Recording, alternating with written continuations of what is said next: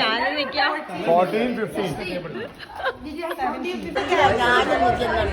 ഞാൻ നിൽക്കാതെ പറ്റും.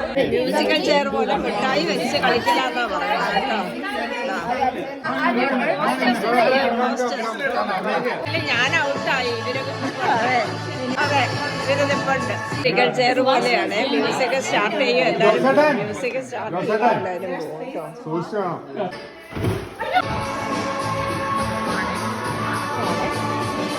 മാത്രമായി കേട്ടോ രണ്ടുപേരും.